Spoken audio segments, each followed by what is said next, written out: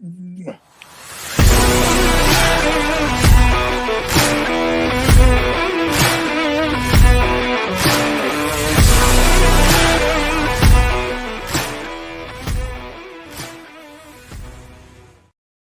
you amazing people out there, and welcome to the Amazing Action Comics podcast, where we are all about independent comics. I'm one of your hosts, Angel, with John Pepe. How's it going, Angel? Woo-hoo! It is another Monday, bro. Another Monday. But it's good because we get to start off the week talking about the things that we love, and it's comics. So even though most people hate Mondays, I love Mondays because I am like Garfield. I hate Mondays and I love lasagna. Oh man, I would go for some lasagna right now. But it's crazy because new comic book day is on Wednesdays. I don't get a chance to read anything until like probably the weekend, right? Just because the week is so crazy. But yeah, when I do, then I'm a happy person, and then I get to talk comics on Monday, so it makes me even happier. And then it's just all downhill from here. So the rest of the week is just going to be shit. Until new comics again on Wednesday. Until new comics. Yeah, we got some great stuff coming out. All right, gang. Welcome to another episode of the Amazing Action Comics podcast. Like I said, this is all about independent comics and everything independent, movies, TV, whatever we got going on. We'll give our 2 cents in there.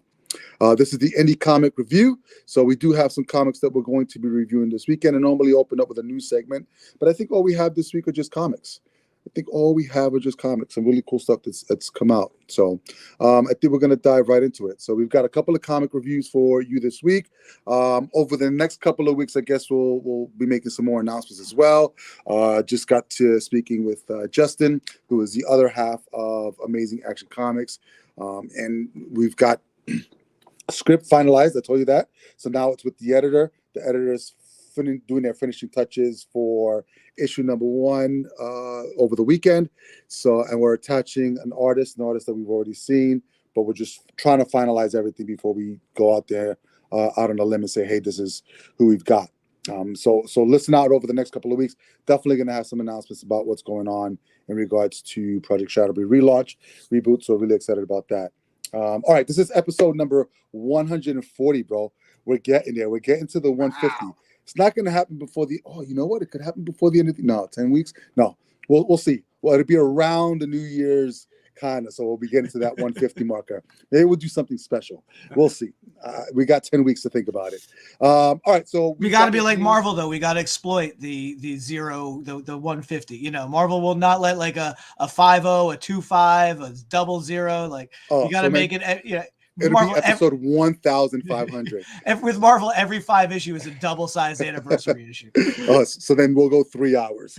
All right, so with episode 140, we have some comics for you. These are from the week of 10/30, so October 30th, right before Halloween. Dude, we had one set of kids come knocking on Halloween. So when that happens, there was 3 of them. I asked them, I said, take whatever you want, because I had sort of like a big barrel of candy. And I knew we weren't going to get a lot of kids. So we only got 3. 3. Wow. Right before 4, after 2. First person takes a couple. Second one takes a big handful. And I said, take a piece of candy. The third one literally took it and took 1 piece of candy. I said, you can have more. And they just ran away. So I've got a crap load of candy that's going to last me for, so the end of the year and probably give me diabetes. That's 3 more kids than we've had in 13 years in this place. Well, you got to keep the light on in order for it We do. We're like Halloween year round and no kids come. Maybe that's why. Oh my goodness. All right. So I guess I'm going to kick this off. We'll get it rocking and rolling. So the first book that I have that we're reviewing this week is called The Hexiles. Whew. Okay. So the title I'm not crazy about, but it is a Cullen Bunn book. So that kind of got me excited because I think last year we were doing a ton of Cullen Bunn books. He was just like dishing them out like every other week. A lot of horror stuff he writes. That's the kind of stuff that I was reading of his. This is going to be no different. So The Hexiles. It is written by Cullen Bunn. Artist is Joe Baccardo. Colorist is Manoli Martinez. And letters by El Torres. This book gets dark and grim really, really quick. I mean, talking about like beheadings and blood all over the place. So in a nutshell, what you have is these estranged kids coming to their father's funeral through an anonymous text or contact. So 6 different mothers, same father. They're all meeting for the first time at their father's funeral. Now, unbeknownst to each one of them, they have their own special gifts, if you want to call. So basically, they're all products of a deal that the father's made with several devils. Not just a devil, several devils. So they're his whatever borns go to whatever devil he's offered them up to. And in that exchange, they get a specific power set from that particular devil. But the father's dead, and now they're coming to collect. So they group them up into this funeral home while they're saying goodbye to their father, who they've never seen. And that was the only thing that I found actually really weird. Is, you know, I grew up with my mom, never seen my father in my entire life. Get a message to say that your father's dead, come to the funeral. Am I going? Probably not. But they came. So there's 6 of them. So you got this one, I guess, mortician or whatever it was, the funeral parlor bearer, trapping them in the funeral home, saying that they have to pay their debt. This whole thing ensues where he unveils that he's a demon, blah, blah, blah. And then all of a sudden, they start kicking ass with their powers because other demons were coming out and stuff like that. So it was kind of funky. I mean, the art is great. I mean, it's really like scratchy and kind of like just out there. Like this is the one of the demons splitting his heads. It's crazy. Nice. The color palette is really, really nice. It doesn't do your traditional panel. So sometimes it was almost difficult to see. Like you had to really look into the art itself. Like, for instance, I think there was one girl that actually calls up on a demon. So you can see it kind of like on her shoulder. Mm. And then she's calling it doggy. And it's funny because he's pissed off that he's calling her dog. It looks almost like a crab kind of thing. And he's like, one of these days you're going to pay for it. So he's in servitude to her because that's her power. So if she dies, I don't know what happens to her soul if he gets free. And so it's funny. And then one of them turns into sort of like a demon creature. Another one kind of like makes people feel despair. So they're always questioning themselves. Another one has firepower over here on the end. So it was pretty cool because they meet each other. They all have like attitude towards one another because they have one father with 6 different moms, which was kind of crazy. And then it kind of finishes off open-ended with sort of like the demon that initiated everything, just sort of like surviving this whole ordeal and capturing one of them, chopping them up, and then kind of, I guess, is going to resurrect them and then use him against the other ones. We'll see. I believe this was a 6-issue miniseries. I'm not huge on the horror stuff. You've known that, but I like Cullen Bunn's writing. The writing is really well.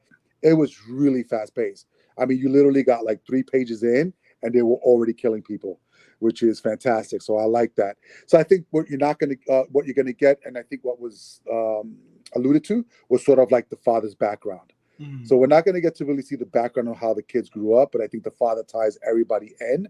So he was sort of like a John Constantine kind of like character, just fucking around with things that he shouldn't be messing around with. And now that he's dead, his kids have to pay the debt to all these different devils that he offered when he was alive. So it was pretty interesting. I mean, yeah, I have not read anything from Mad Cave, so I thought this was actually Dark Horse because he's done a lot of stuff with Dark Horse. But yeah, smaller imprint, Mad Cave Studios, The Hex House from Cullen Bunn. If you like that horror genre, this is right up your alley. If you like Cullen Bunn, you're not going to be disappointed. He's come through with this. So, but for me, it's probably going to be one of those things where I want to sit down and read the whole thing in one shot. So I'll probably wait for the trade to come out, the 6 issues, and then read it in one shot and probably get more out of it for that particular one. Yeah, so check it out. Yeah.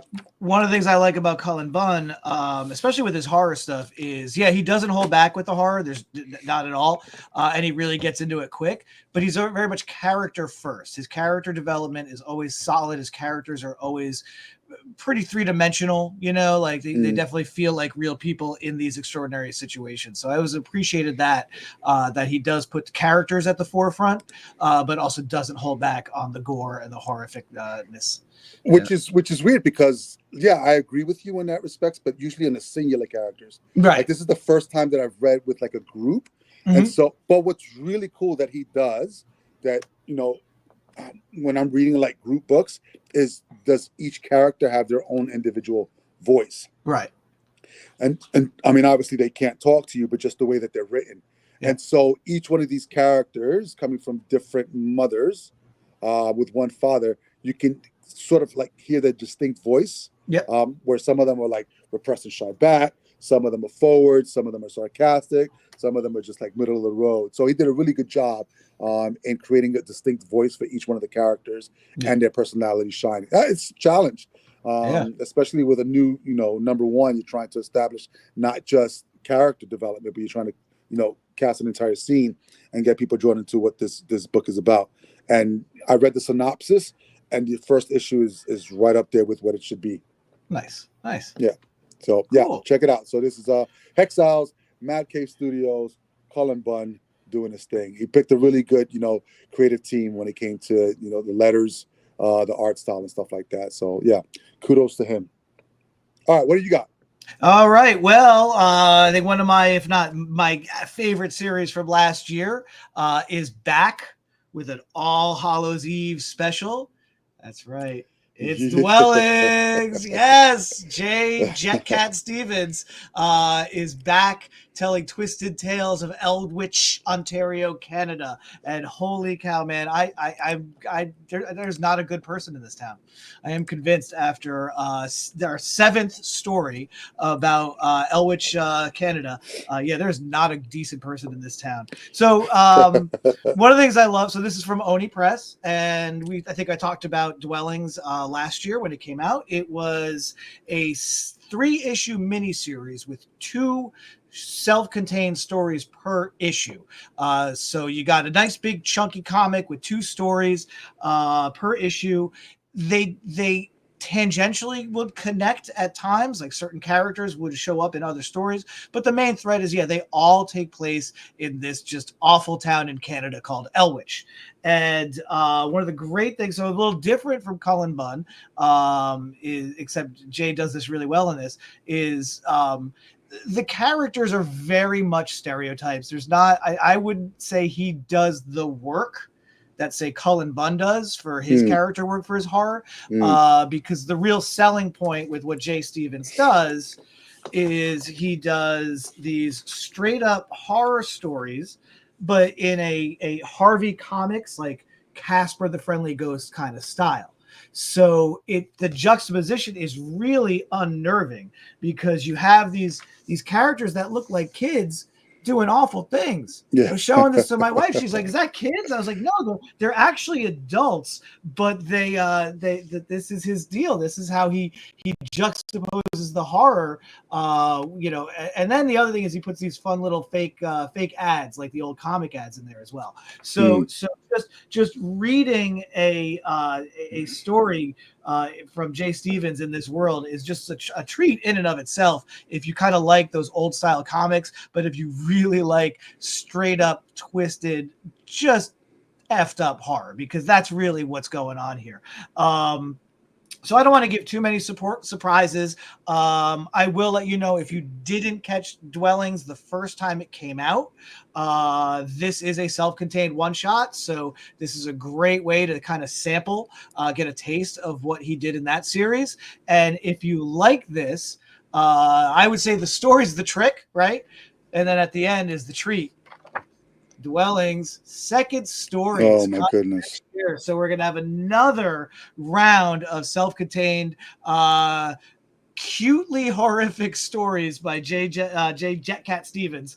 He's always saying that Jetcat is his big thing that he did about 20 years ago. That was definitely all ages. So I always go to that with that. But yeah, I mean, like, when he gives you stuff like this, I mean, nice.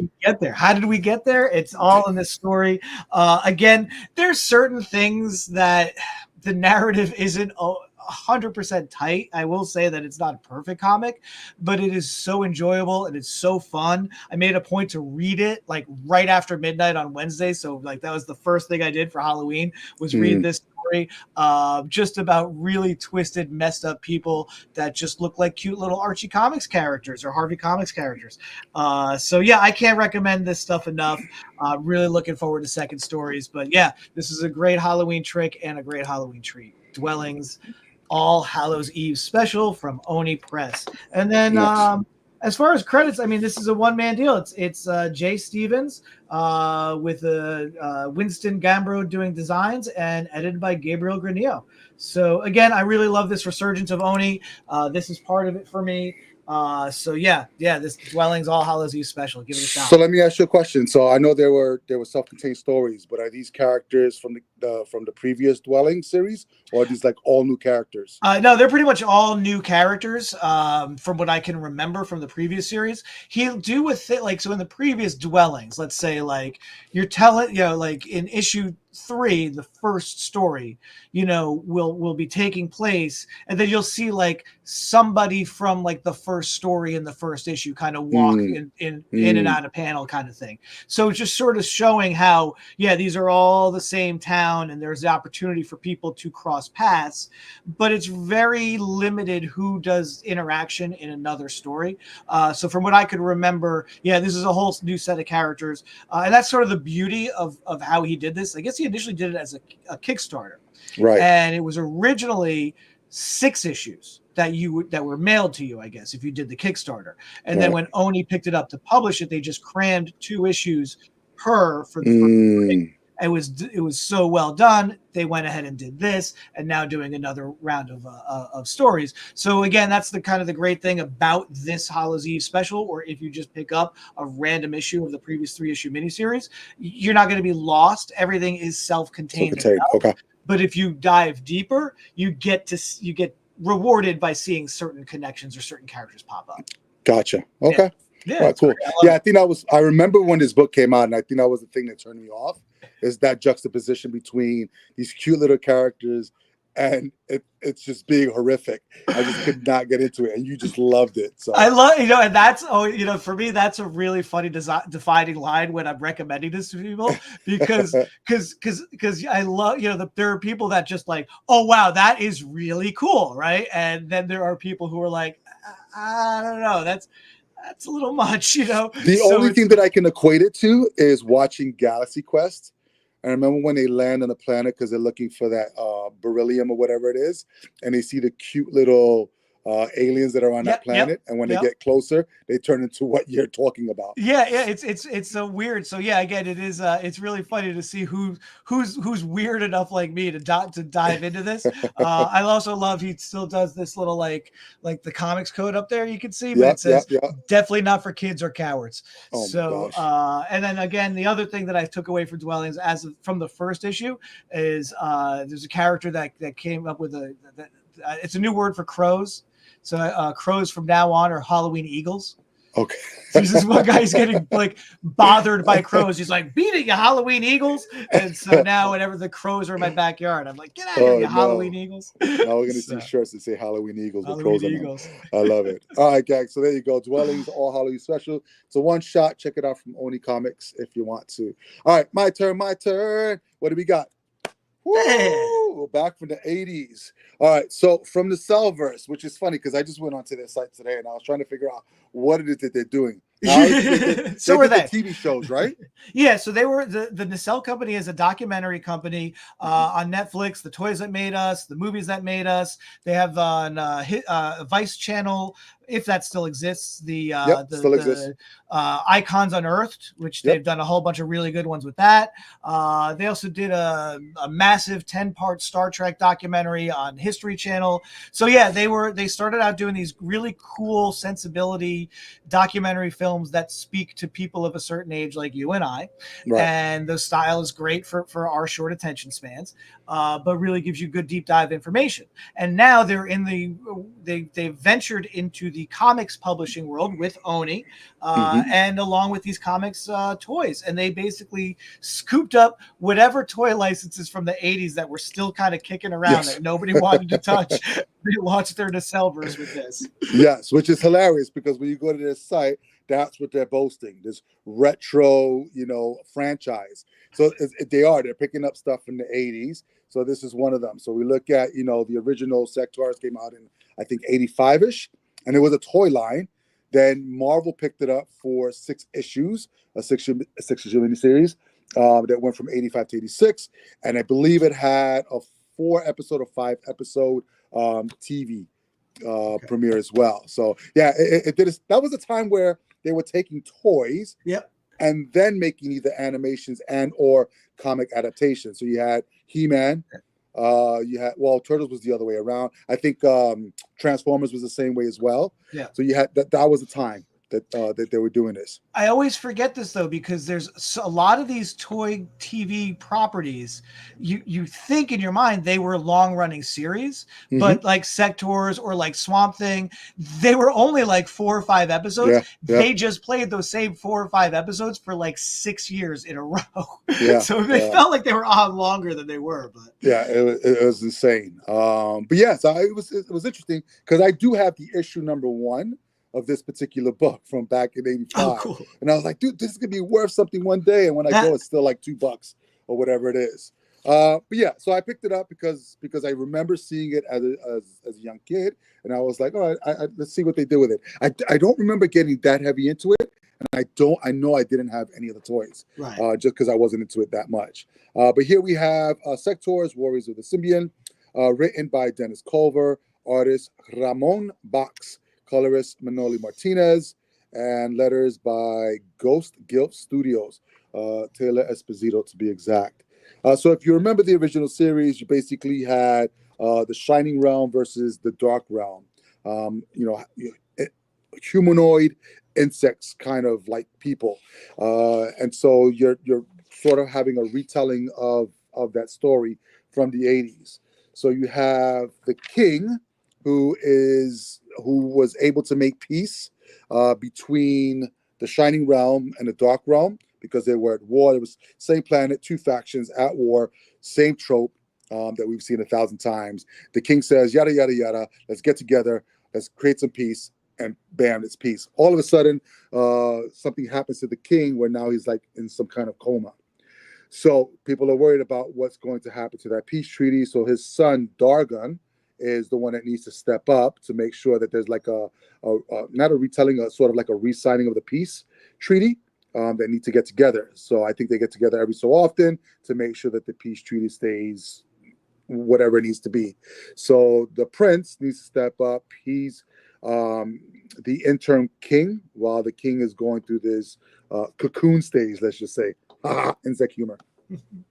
And he's just getting into this, but he's going through his own growing uppins. So he's having trouble, what they call telebonding, to sort of like his writing insect before the ceremony happens. So you know how sort of like that sort of like patriarchy is, or monarchy, where they have to have everything perfect so that it's presentable to whoever it is that they're going to see. So there's the uncle, which is the brother of the king who's in a coma, who's saying that he's not ready, that somebody should be more, I guess, clean or presentable to be able to speak for the kingdom. And so I guess he's trying to wiggle his way in there so that he can be the one that presents, sort of be like the interim king instead of the prince. So, but he's not the one that's in succession. So you've got that story being told in juxtaposition to the other side, which is the king of the Dark Realm, who's trying to prepare to be received by the Shining Kingdom so that they have this renewal of the peace contract or the peace treaty that they have. But then you have this woman in the background, I believe, if I'm not mistaken, is the queen, who has had a vision from some insect god that says, no, F this peace, we need to go over there and crush them like the bugs that they are. So you have now all of a sudden this warring faction on the Dark Realm to say, you know what, after peace, let's go over there and crush these guys, while you have Dargon, the son of the king, trying to prove himself so that he can be representable for whatever piece that they have. It was interesting to see it, go back and forth. I wasn't too crazy about like the art itself. It's really simple. There's nothing bad about it. I'll tell you that much. But when you see sort of like the current stuff, it's really, really simple line work. It almost reminds me of like 50s, 60s stuff. Yeah. Which is cool. I mean, if you like that stuff, it's great. I think this was the reason why I never got into these things. It's because it was humanoids with bug eyes. Right. And that is just scary as all hell. There's nothing attractive about it at all. I do like in the 80s that your heroic insect guy still looks like Duke or He-Man, like blonde hair, blue bug eyes, but like that it's like Captain America, even though he's an insect guy, Yeah. No, it's cool. And then this is like the King Batty. So yeah, it's good. I like it. It's really simple. It just kind of reminded me of sort of like that 50s, 60s style. Really cool panel layouts as well. Really good storytelling. The pace was good, so you weren't lost. It has sort of like this this intro that you can read on to kind of like set up the tone of the book, and that did really well of setting up the tone of the book in that respects. And then so you have sort of like this overturn of the Dark Realm. Instead of killing that king, they've captured him. They want him to suffer as they're going to get ready to break this peace treaty and go to war with the Shining Realm. And then you sort of see sort of like this barrage of the Dark Realm insects trying to go ahead and kidnap the prince. And that's kind of where you kind of leave the cliffhanger as well on that. So I didn't read the original series, so I don't know if it's a continuation or if it's a retelling of the original series. I have that issue #1, and I've never read it. It's going to be worth money someday. Yeah, it's going to be worth money someday. So it's sitting there. I liked it. I think this is going to be an ongoing, wants to be an ongoing for the Cellverse. I mean, they have the biker mice from Mars, RoboForce.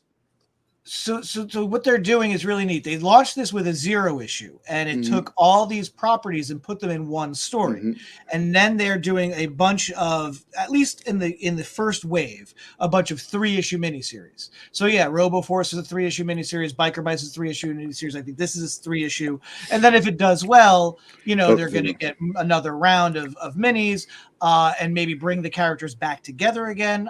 I'm not sure. It feels like, from what I could glean from the 0 issue, past continuity is sort of still in play, and they're just sort of doing a spin on it. One of the other properties that I thought was neat was Power Lords is another one they're bringing back. Yep. If you remember those toys, like nope. the weirdest toys to play with, because the hook was the guy looked normal, but then he would turn into like a half beast man, but you'd have a button on the side of the figure, so he'd just flip around because the half beast man side was the back of the figure. So you when you were playing, you could only look at him from the front, no matter what form he was in, because otherwise it ruined it. So I mean, good on him for doing this. I like the idea of these short miniseries, and that if you just were a fan of Sectors or Biker Mice, you could just follow that and or you get the bigger tapestry. So I hope it works for them. It's just so obscure, like taking stuff that, probably had like a little blip on the radar in the 80s and then tried to bring it back. I mean, for some people, it probably is just, it's really cool. I just don't, I wasn't that into it. I definitely didn't have the toys, and I didn't read the series. I probably saw the cartoon just because it was on at the time. And we probably saw it in like re-syndication for like ever. The only thing I will say about this book is what I wish it did have was a letters column, and it didn't. That way, to understand sort of like either the creative team's process at tackling something from the 80s, or if there's some kind of connection to this particular character or series that this creative team has to the book.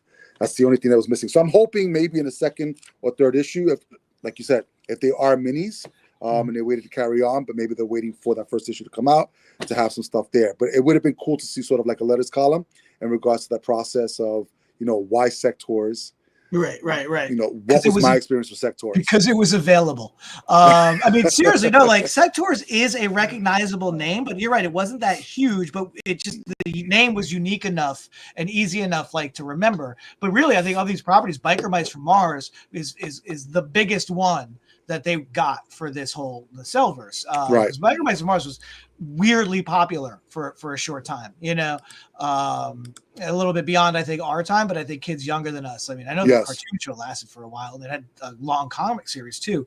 So it's just really interesting that this is what they're doing. This is how they're doing it. It just, you know, I like that they love this kind of weird, obscure stuff. And if this goes well, then my dreams of a Galaxy Rangers revival might happen through the Cellverse. Well, listen, we're getting Silverhawk, so yeah, that's Dynamite though, right? Yes, but that was just one season. I don't know how many episodes it was, but it was it was like, I was just watching it the other day. It went up into like the 30s, which was crazy. But yeah. So we're just gonna keep getting stuff. Seasons back then were like 40 to 50 episodes sometimes, because you had to churn them out every day, I guess. Like, I don't know. Yeah, pretty much. But I mean, you only had one season of that, and that's just like ingrained in the back of my head. Like, I can actually see the opening of that show, and it was just one season, which is insane. So, but yeah, I mean, check it out if you're a big fan of the Sectaurs, or if not, you want to check out something different and cool, then check these guys out from the Cellverse, Sectaurs, Warriors of the Symbion. Yeah, that's all we have for you, kiddies. That's all we have for you this week. We have some more stuff coming up this week, which is pretty cool. I'm looking forward to more Main Street stuff coming out as well. I know we don't talk about it as often, but listen, it's just too good to not talk about. So there's Absolute Batman, Absolute Wonder Woman. It's really good to see an IP that's been around for a very long time do something different and unique. And it's not like a reboot, it's a retelling. And I know we've had Elseworlds of this stuff, but just really good take if you've not had a chance to dive into Absolute Batman. Absolute Wonder Woman was amazing as well. So I'm looking forward to Absolute Superman as well. You know what I like about the Absolutes right now is that it is new takes, but they feel classic. Mm-hmm. Like they like I think with Absolute Batman, the first issue is it reads like Batman Year One. So you have this sort of like comfortable framework that you're going into, which just makes the differences pop. You know, they do feel like they are treating these characters with respect while doing something different. So they do feel like they feel classic, but they're new. And I think they're cool. I think right now the first two were great, and I'm really looking forward to the Absolute Superman as well. Yeah, some really cool stuff. And, this is, just in line with whatever we're reading, week to week as well. There's some really cool stuff that's coming down the pipe. As much of a gripe that I've had with Dynamite and their barcodes, it's really cool that they, brought in Thundercats, because that was huge growing up. And that was, I think, 4 or 5 seasons, if I'm not mistaken. And now that they're bringing in Silverhawks, it's just really cool. And they've got some really good creative teams behind these books. I'm just hoping that those creative teams stay for a while, because you know what happens when you switch up creative teams that aren't as part of the original creative team. It just starts to dwindle. So we'll see what happens. But I'm really looking forward to that book coming out. And then Terminator, that you weren't crazy about, but I still have some high hopes for. I'm looking forward to the second issue. I like the idea of this anthology of different Terminators through different periods of time, if that's what this is doing, and each one's sort of a one-off story. But again, Terminator is very tough, because you really have you have the John and Sarah Connor hill that you always have to get over, right? And then when you decide to just completely cut that out, I think that's a little jarring for Terminator traditionalists. We'll yes. Yeah. And it's like I said last time, I think if they approach it sort of like the Walking Dead principle, where you don't know about Skynet, you don't know what it is, and you have these robots coming after you, you have no idea why, that would make a more interesting story than knowing what the future holds and stuff like that. Just it'll probably humanize it a little bit more for me, and it'll be a different take, a take that we've not seen.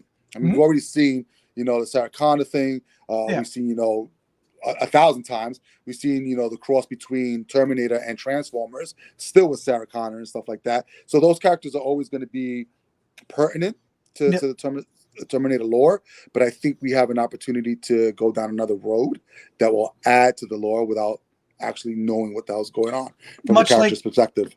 much like what Prey did for the Predator franchise, right? As a movie. And I think with Shalvey doing the writing, you know, he's good at, I think he's good with a long game. And I think, yeah, we're going to get a bunch of these sort of, oh, these stories seem like they're not connected. It's just random stories of different time periods with different Terminators.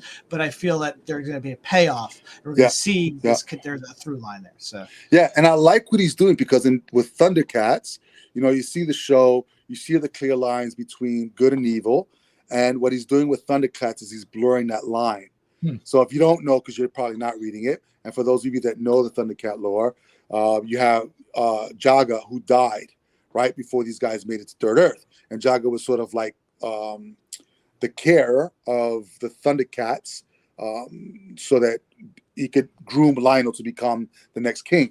But he died before coming to Third Earth.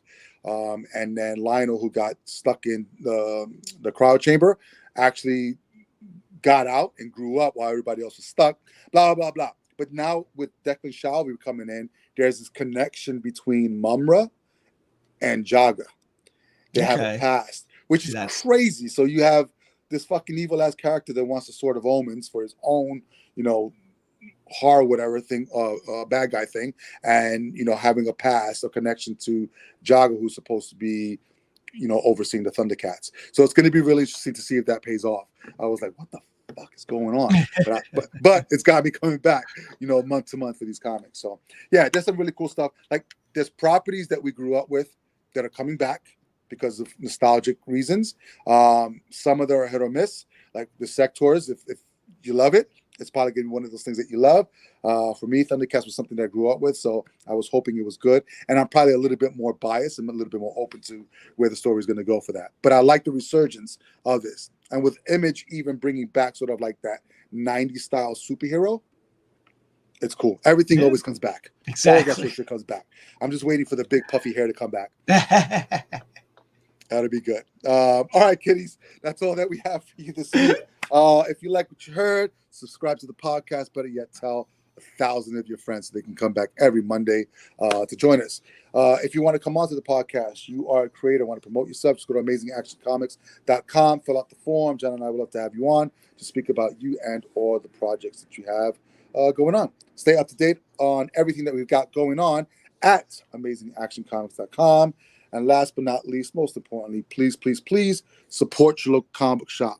John, where do you get your comics? Well, I get my comics at The Joker's Child in Fair Lawn, New Jersey. And folks, now that Halloween is behind us, Thanksgiving is ahead of us, that also means that holiday season is here, and it's about time to start thinking about your holiday shopping. Well, you know what? Why not get some comics, some trade paperbacks, some statues, some action figures? Why not buy all of it and a gift certificate? And you could certainly do that at your local comic shop. I know that I get all my gifts at The Joker's Child in Fair Lawn, New Jersey, and we got you covered so you could get your gift-giving nerd needs accomplished well before the holidays and even beyond. Gift-giving nerd needs. Yes. I love that. That's I worked all of half a second. I worked all of half a second on that one. All right, everyone. Until next time, please be amazing, stay amazing, and